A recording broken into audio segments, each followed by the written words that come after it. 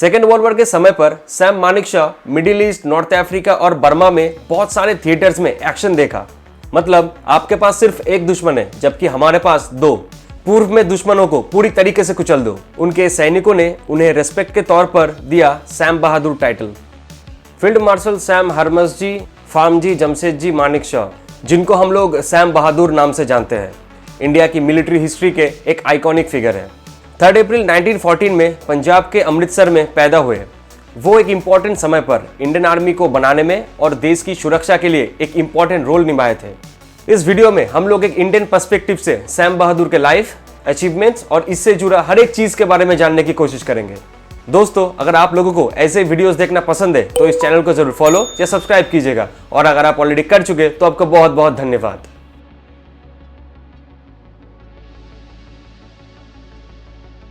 Sam Manekshaw एक Parsi family से belong करते थे, जिनका एक लंबा मिलिट्री सर्विस का हिस्ट्री था। उनके father doctor Hormusji Manekshaw British army में डॉक्टर थे। सैम मानेकशॉ के early education Sherwood college Nainital में हुआ, जहां पे उनका इंटरेस्ट स्पोर्ट्स और मिलिट्री एक्टिविटीज में बनने लगा। 1932 में वो देहरादून के इंडियन मिलिट्री एकेडमी में ज्वाइन किया, जहां पे वो अपने मिलिट्री करियर की शुरुआत किए। सेकेंड वर्ल्ड वॉर के समय पर Sam Manekshaw middle east, north Africa और बर्मा में बहुत सारे थिएटर्स में एक्शन देखा। उनका एग्जाम्पलरी सर्विस उनको दुश्मनों के आगे वीरता के लिए मिलिट्री क्रॉस से सम्मानित किया। उनका लीडरशिप स्किल्स और स्ट्रेटेजिक एक्यूमेन इन कुछ सालों में सामने आने लगा, जो उनका एक फ्यूचर मिलिट्री लीडर के लिए जगह तैयार किया था।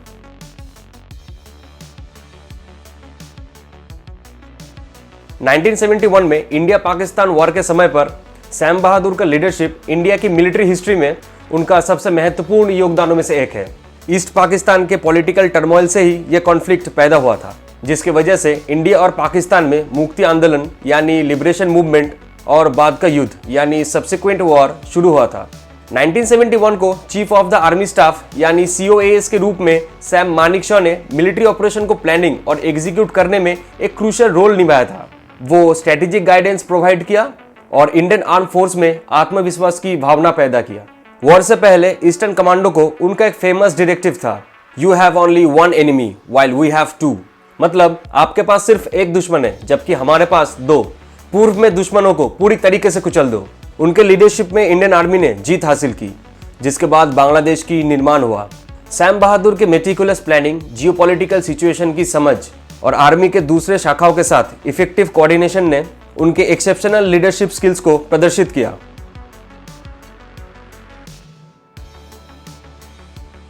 जबकि सैम मानेकशॉ को अक्सर 1971 के युद्ध में उनके भूमिका के लिए माना जाता है।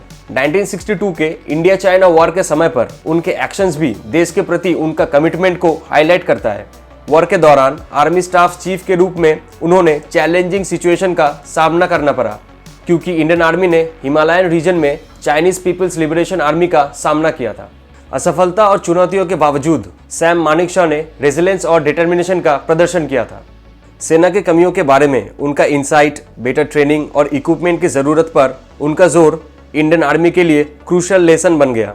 1962 के वॉर के दौरान उनके एक्सपीरियंस ने इंडियन आर्म फोर्स वालों के मॉडर्नाइजेशन और रिस्ट्रक्चरिंग में एक महत्वपूर्ण योगदान दिया।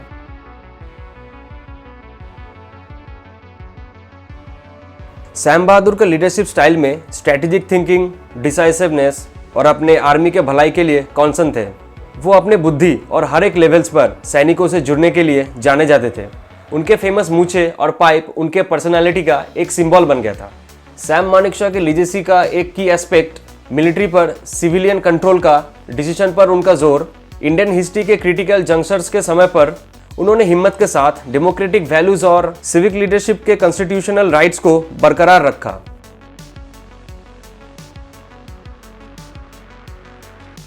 नाइनटीन 1973 में इंडियन आर्मी से रिटायर होने के बाद सैम मानेकशॉ नेशनल सिक्योरिटी में योगदान देना जारी रखा। उन्होंने गवर्नमेंट का मिलिट्री एडवाइजर का काम किया और डिफेंस मैटर्स पर अपना वैल्यूएबल इंसाइट्स को शेयर किया। सोल्जर्स जनरल उनके जिंदगी और एक्सपीरियंस को शेयर करता है, जो मिलिट्री प्रोफेशनल और आम जनता के लिए एक वैल्यूएबल लेसन सामने लेके आता है।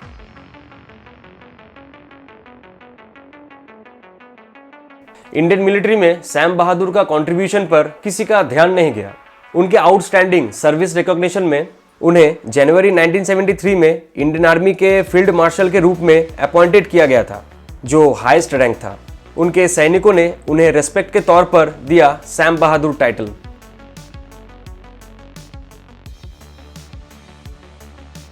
Field marshal Sam Hormusji Framji Jamshedji Manekshaw Indian military की हिस्ट्री में एक स्थायी व्यक्ति बने हुए हैं। क्राइसिस के समय पर उनके लीडरशिप, स्ट्रैटेजिक एक्यूमेन और कमिटेड टू डेमोक्रेसी के प्रति उनका वैल्यूज देश के ऊपर एक इंडेलिबल मार्क छोड़े हैं।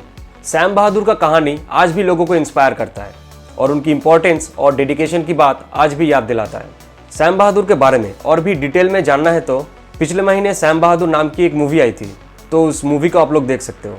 उम्मीद है इस वीडियो से आप लोगों को थोड़ा बहुत कुछ जानने को मिला। अगर मैंने कोई भी चीज़ मिस कर दिया या ठीक से नहीं बताया तो आप लोग कमेंट बॉक्स में ज़रूर बताइएगा, क्योंकि ऐसे ही हम सभी एक दूसरे की मदद से बेहतर बन सकते हैं। वीडियो अच्छा लगा तो लाइक कीजिए और अपने दोस्तों के साथ शेयर कीजिए और इस चैनल को फॉलो या सब्सक्राइब जरूर कीजिए। मिलते हैं अगली वीडियो में। धन्यवाद आप सबको।